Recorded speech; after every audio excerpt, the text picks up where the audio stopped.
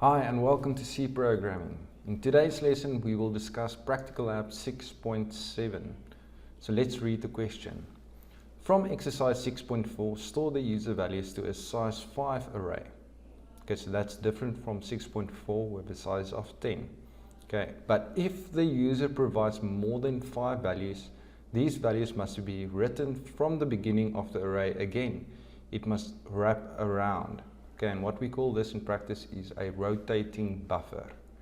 When the user provides the sentinel value, display the entire array in a tabular format to the user. For example, if the user provided 10, 20, 30, 40, 50, 60, 70, then the array should have 60, 70, 30, 40, 50. Okay, so as you can see, this was our first value, 1, 2, 3, 4, 5.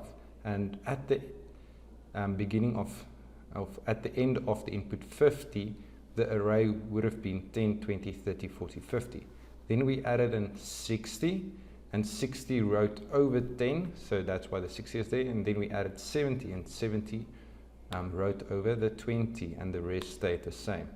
Okay, so we are actually creating a rotating buffer. Okay, that's what we call it in practice, in industry. This is a very nice thing if you need to record data over a certain period in the past, from the present to, let's say, 5 values back into the past. And when the present shifts on, you're only keeping the last 5 values of the past. Okay, so it's very helpful to do this because we have limited memory in some instances and we can't store everything. So we just want to have the 5 latest data points, for example, in a project. So a rotating buffer is a very interesting thing to help us solve this problem. So how would we do this? So if we go back and we look at the solution for PracticalLab 6.4, we had an input variable, we had an array of size 10, we had a count variable, and we initialize it to 0. We asked the user for input and we got that input. Then we checked if the user entered -1 if he wants to stop, and also if the count is unequal to 10. And if both of these conditions were true, we added the value into the array, we incremented the count, and we asked the user again for a input. And this continued until the user enters -1 or the count limit was reached. Then after that, we went and displayed the contents of the array in a tabular format. So how would we use PracticalLab 6.4's solution to enable us to do 6.7? Okay, so the first thing that we need to go and do is we need to change the size of the array.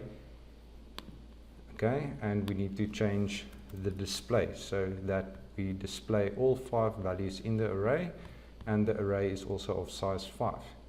But then we also know that we're not limiting the amount of inputs. We just need to go and write over the input.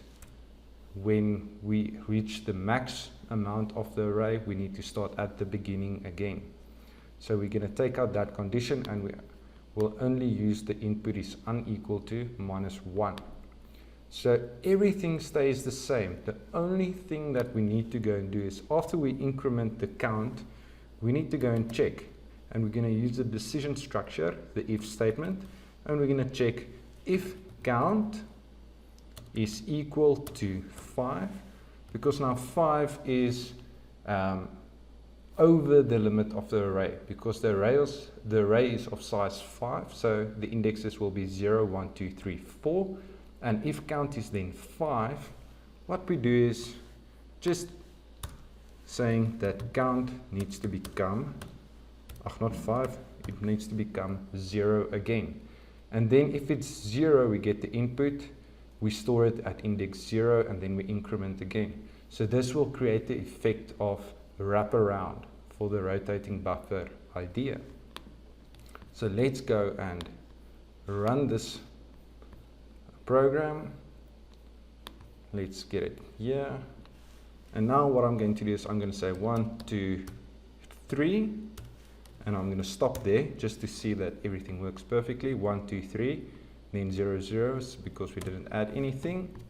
And now we're going to give it the input as in the example. So we will say 10, 20, 30, 40, 50, 60, 70. And then we're going to stop. And as you can see, what we are getting out is 60, 70, 30, 40, and 50. The same as in the question. So that's how you create the rotating buffer. When the count variable hits the maximum of the array, we reset the count variable to 0 so that it will start at the beginning of the array again. And that will create the wraparound effect for a rotating buffer. So that's it. That's the basic solution to modify PracticalLab 6.4 into a rotating buffer as in the question of PracticalLab 6.7. Thank you for watching, and I hope to see you soon.